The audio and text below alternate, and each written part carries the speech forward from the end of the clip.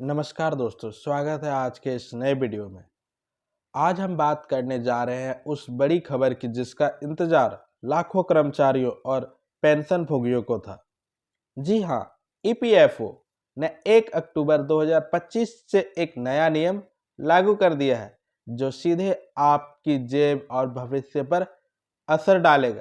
तो वीडियो को ध्यान से देखें, क्योंकि अगर आप नौकरी करते हैं या पेंशन पाते हैं तो यह जानकारी आपके लिए बहुत ही काम की है।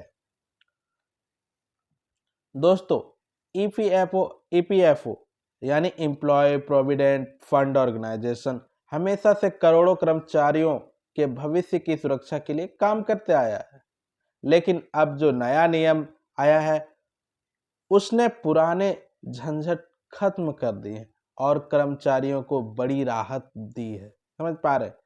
आइए एक एक करके जानते हैं कि आखिर बदलाव क्या है। पहला बदलाव जो है, अगर आपने सिर्फ 1 महीने भी नौकरी की है और ईपीएस में योगदान हुआ है तो आप पेंशन के हकदार होंगे।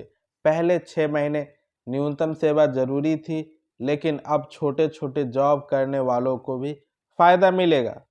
ये बहुत अच्छी खबर है। अब जो दूसरा बदलाव हुआ है ईपीएफओ में, नौकरी बदलते ही पीएफ ट्रांसफर का झंझट खत्म। जो नौकरी बदलते थे उसके बाद पीएफ जो ट्रांसफर कराना था उसका भी झंझट खत्म हो गया है। अब आपको पुराने नियोक्ता की मंजूरी की जरूरत नहीं होगी। सिर्फ यूएएन और आधार मैच होना चाहिए और पैसा अपने आप ट्रांसफर हो जाएगा। सोचिए कितनी बड़ी राहत है, कितनी बड़ी अच्छी बात है ये। अब जो तीसरा बदलाव हुआ है, ईपीएफओ प्रोफाइल अपडेट करना अब आसान हो गया, बिल्कुल भी इजी हो गया। नाम, जन्म तिथि या केवाईसी डिटेल्स को ऑनलाइन आधार से सीधे अपडेट कर सकते हैं। आप खुद से इजीली अपडेट कर सकते हैं। अब आपको हर बार दफ्तर के चक्कर नहीं लगाने पड़ेंगे। समझ पा रहे? अब जो चौथा बदलाव है, ठीक है, पेंशन को भुगतान अब सेंट्रलाइज पेंशन सिस्टम से होगा। मतलब चाहे आपका बैंक अकाउंट किसी भी शाखा में हो, किसी भी ब्रांच में हो, आपकी पेंशन हर महीने समय पर खाते में आ जाएगी। समझ पा रहे हैं? अब जो पांचवा बदलाव है, पीएफ निकासी की ऑटो सेटलमेंट मिनट लिमिट जो है, पीएफ निकासी की ऑटो सेटलमेंट लिमिट 1 लाख से बढ़ाकर, पहले 1 लाख थी, उससे बढ़ाकर अब 5 लाख रुपए कर दी गई है। यानी मेडिकल इमरजेंसी या किसी भी बड़ी जरूरत के वक्त आपको ज्यादा पैसे तुरंत ही मिल सकते हैं। ठीक है, ये कितनी अच्छी बड़ी बात है कि अगर आपको कुछ भी इमरजेंसी लगा तो पहले आप 1 लाख तक ही निकाल सकते थे, अब उसको बढ़ा के उसकी राशि कर दी गई है 5 लाख। तो आप 5 लाख इजिली निकाल सकते हैं। कितनी अच्छी बात कह रहे हैं। अब जो छठा बदलाव है, छठा बदलाव समझते हैं। अब यूएएन बनाने और एक्टिवेट करने के लिए फेस ऑथेंटिकेशन जरूरी कर दिया गया है। यह उमंग ऐप के जरिए होगा, जिससे धोखाधड़ी रुकेगी और सुरक्षा बढ़ेगी। ध्यान से सुनिएगा कि अब यूएएन बनाने और एक्टिवेट करने के लिए फेस ऑथेंटिकेशन मतलब फेस दिखाना जरूरी कर दिया गया है। यह उमंग ऐप, कौन सा ऐप है? उमंग ऐप के जरिए होगा, जिससे धोखाधड़ी रुकेगी और सुरक्षा भी बढ़ेगी। अब जो सातवां बदलाव क्या कहता है समझिए।